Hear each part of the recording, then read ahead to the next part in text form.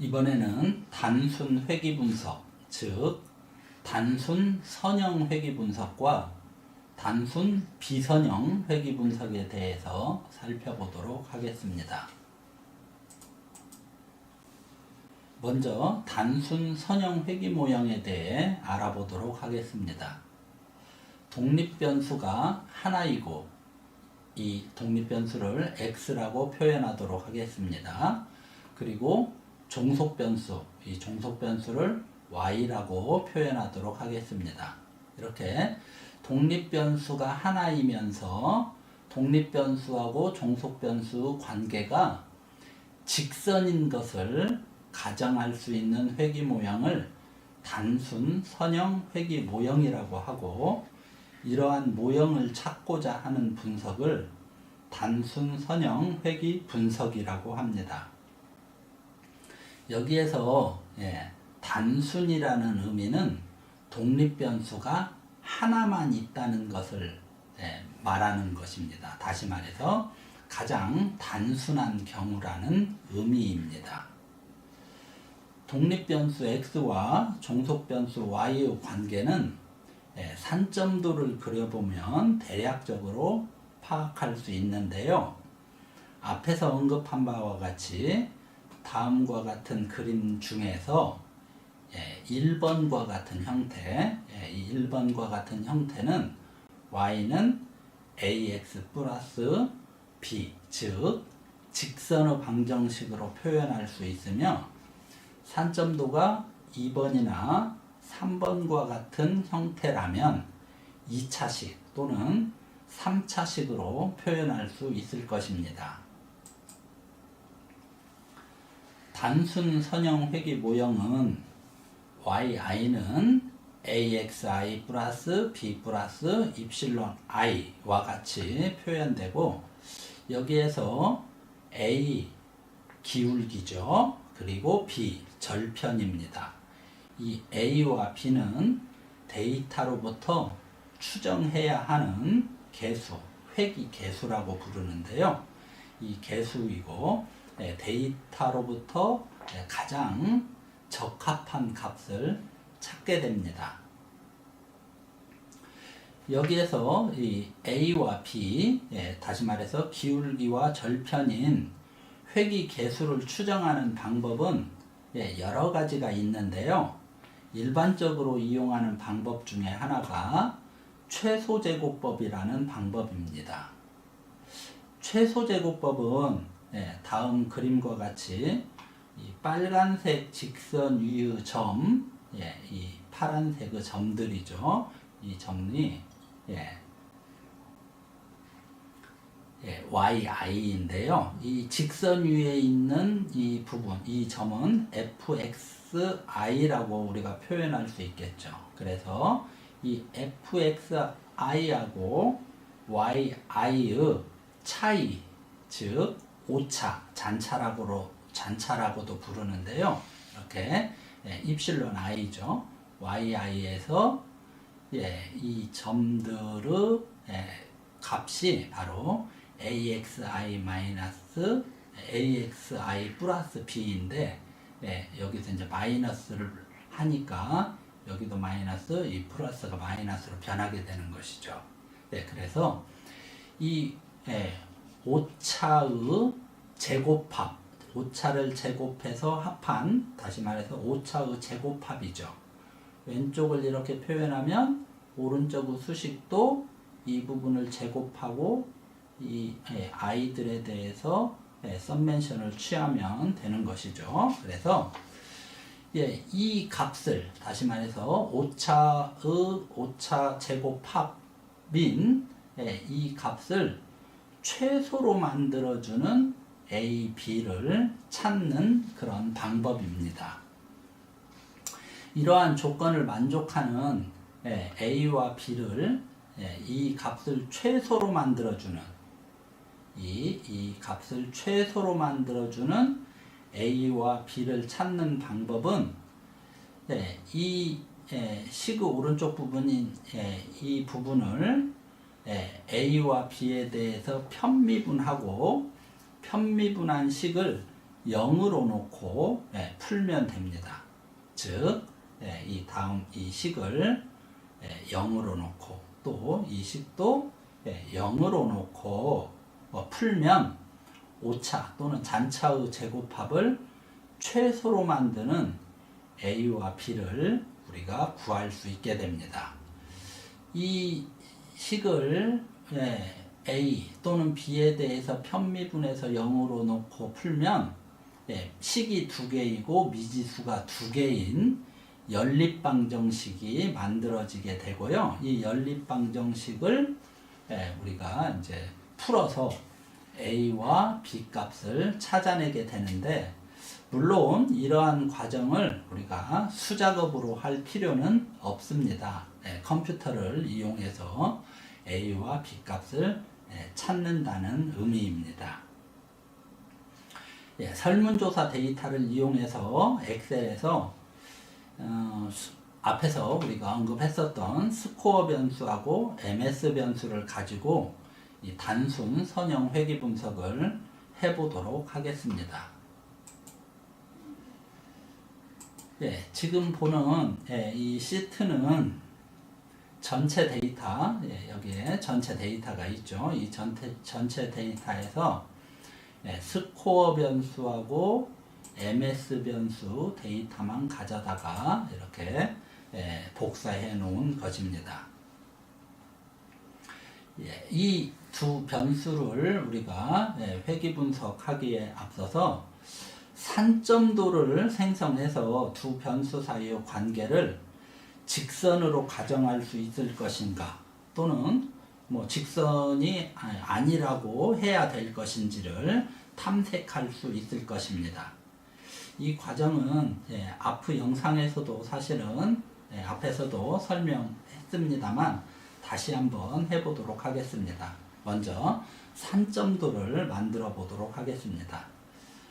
두 변수 산점도를 만들기 위해서 두 변수를 선택하고 삽입 메뉴에서 차트, 이 차트에서 분산형 차트를 하나 만듭니다.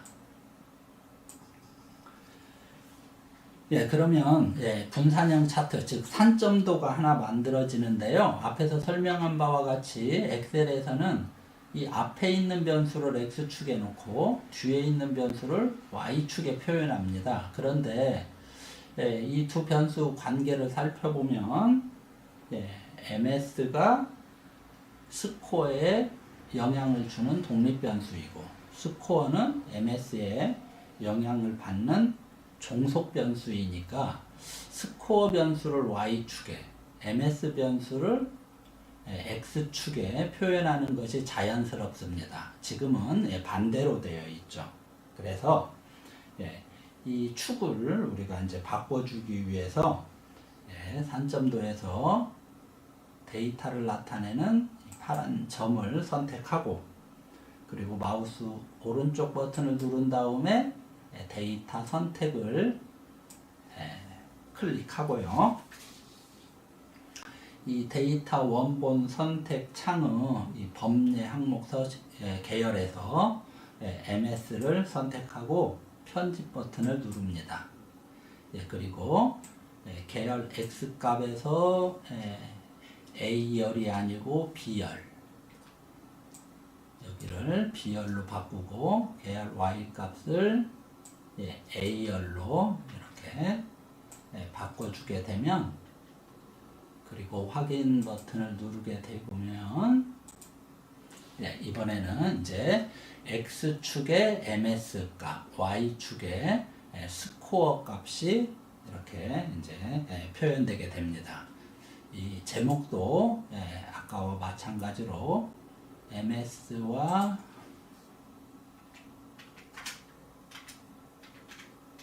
스코어의 산점도이다, 이렇게 변경해 줄 수 있겠습니다. 이제 산점도를 그려보고 이 MS하고 스코어 변수 관계를 우리가 직선으로 볼 수 있을 것인지 아니면 곡선으로 봐야 될 것인지를 판단하면 되겠습니다. 그래서 직선으로 볼 수 있으면 직선의 방정식을 찾으면 되고, 곡선으로 봐야 된다면 곡선의 방정식을 찾으면 되겠죠. 예, 지금은 우리가 단순 선형 회귀 분석을 살펴보고 있기 때문에 이 두 변수 관계를 직선으로 볼 수 있겠다라고 가정을 하고 직선의 방정식을 하나 추정해 보도록 하겠습니다. 네. 그러기 위해서 우리가 이제 회귀 분석을 해봐야 되겠죠. 예, 데이터 분석 도구를 이용해서 회귀 분석을 하도록 하겠습니다. 예, 이 산점도는 조금 오른쪽으로 이렇게 옮겨 놓고요.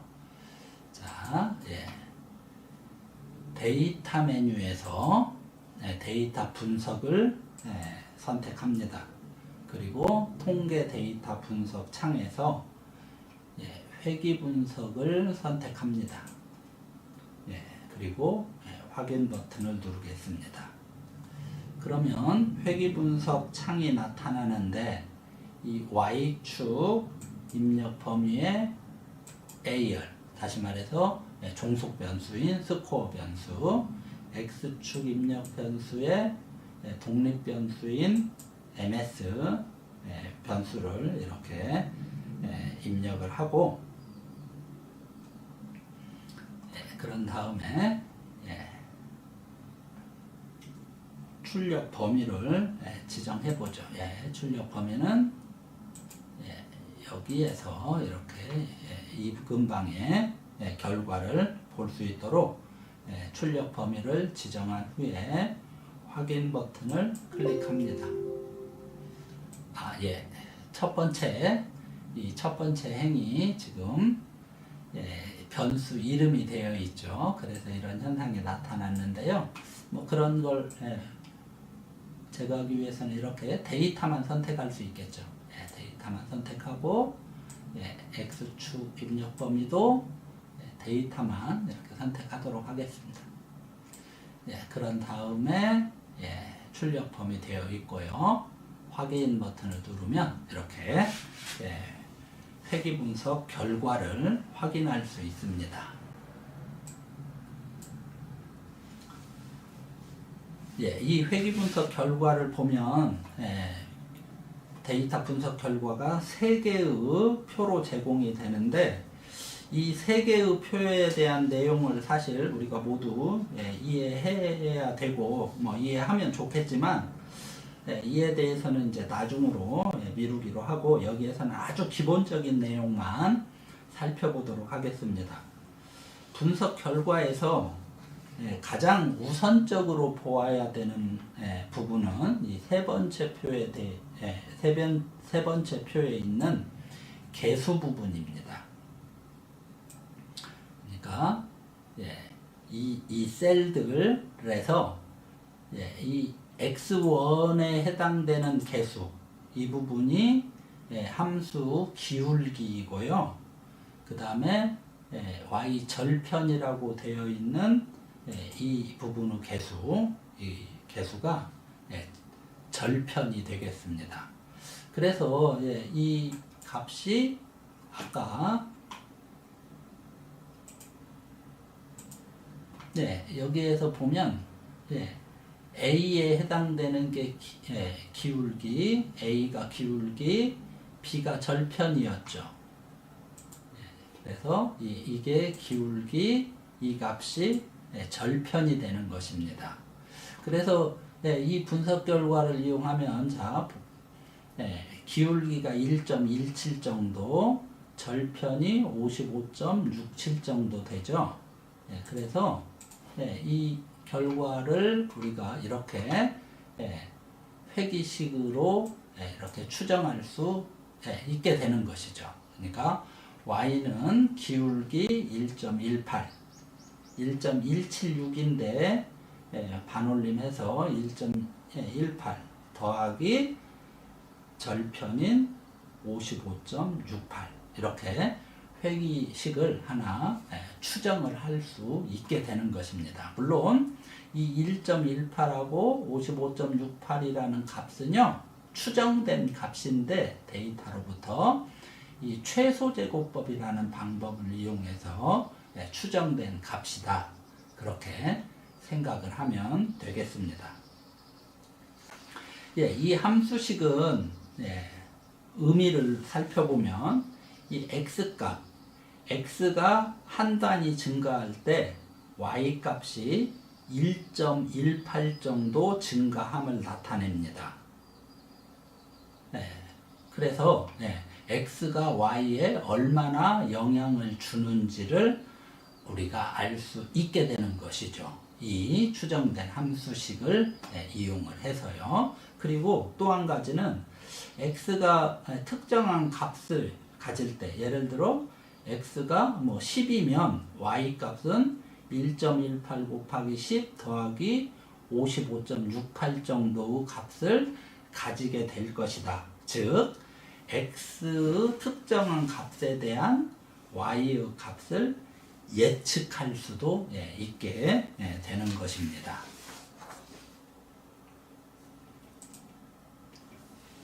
이번에는 단순 비선형 회귀 분석에 대해서 살펴보도록 하겠습니다.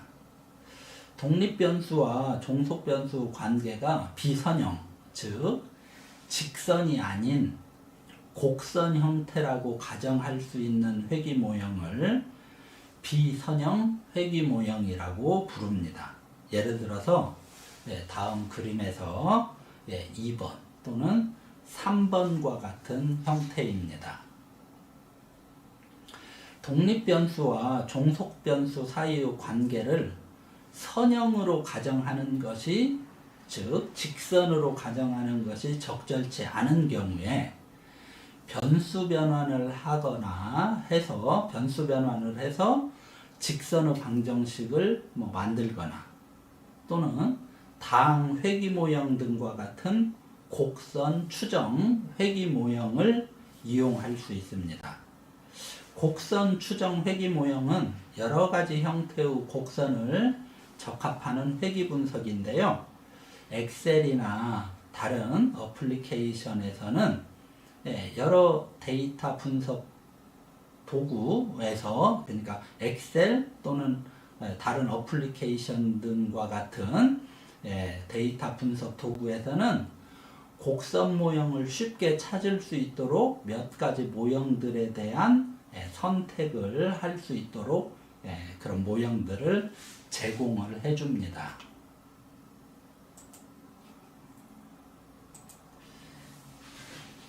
지금 보는 이 산점도는 앞에서 우리가 만들어 봤었던 그런 형태의 산점도인데요.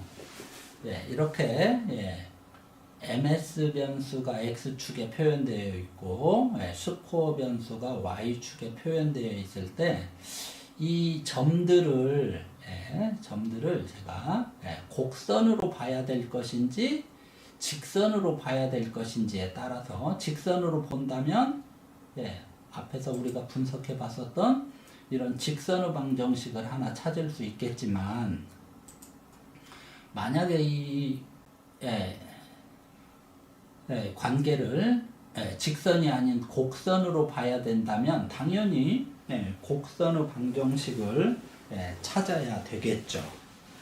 자, 이렇게 곡선의 방정식을 찾아야 되는데, 곡선의 방정식을 찾는 것은 그렇게 이제 쉬운 게 아닙니다. 그래서요, 여러 어플리케이션에서는 이렇게 어떤 곡선을 우리가 생각하고 그 곡선을 적합할 것인지에 대해서 편하게 선택할 수 있도록 이런 곡선 모형들을 우리에게 제공을 하는 것이죠. 예를 들어 지금은 다항식 제가 2차식을 선택해 놓은 거고요.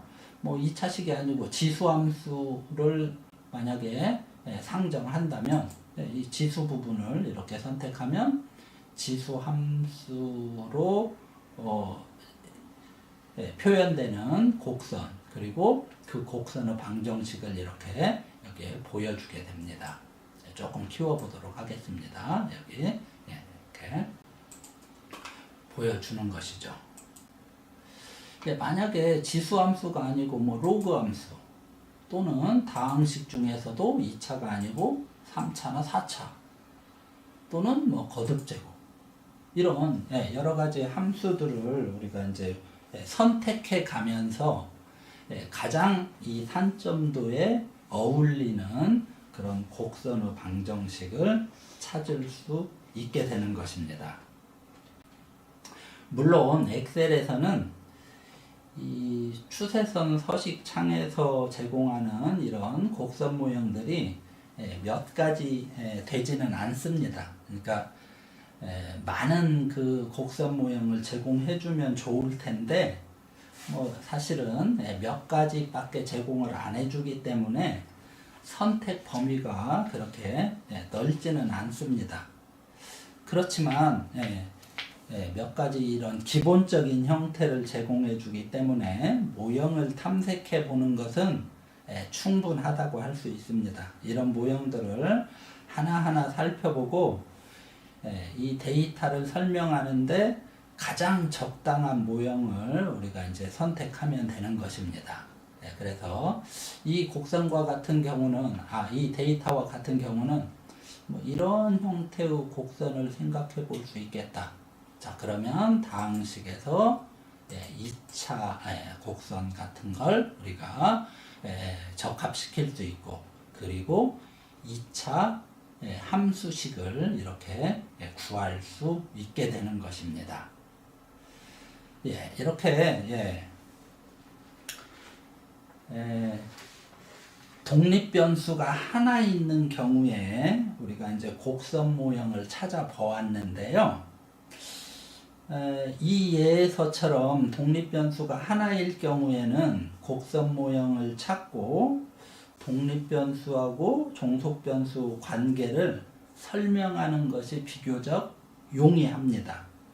그런데 일반적으로 독립변수 수가 하나인 경우보다는 여러 개인 경우가 많겠죠. 여러 개인 경우가 대부분이거든요. 그래서 독립변수 수가 많아지면 이러한 그 곡선 모형을 사실은 찾는 것이 쉽지도 않거니와 찾는다고 해도 곡선 모형을 찾는다고 해도 독립변수하고 종속변수 관계를 설명하는 것이 좀 복잡해질 수 있습니다. 그러니까 수식이 복잡해지면 x가 1 증가하면 y가 몇 증가하나 이런 것들을 우리가 파악하는 게 쉽지 않을 수 있죠. 그래서 독립변수가 많을 경우에는 설령 독립변수하고 종속변수 관계가 곡선일지 모르겠다 그렇게 생각이 되어지더라도 저 함수식을 우리가 단순화해서 x하고 y의 관계를 설명하기 위해서 선형 모형을 다시 말해서 직선의 방정식을 찾고 그 직선의 방정식을 이용하는 것이 일반적이라고 할 수 있습니다. 다음에는 저희가 이제 독립변수가 여러 개 있는 경우, 뭐 2개 이상 있는 경우를 생각해서 회귀 분석을 해보도록 하겠습니다.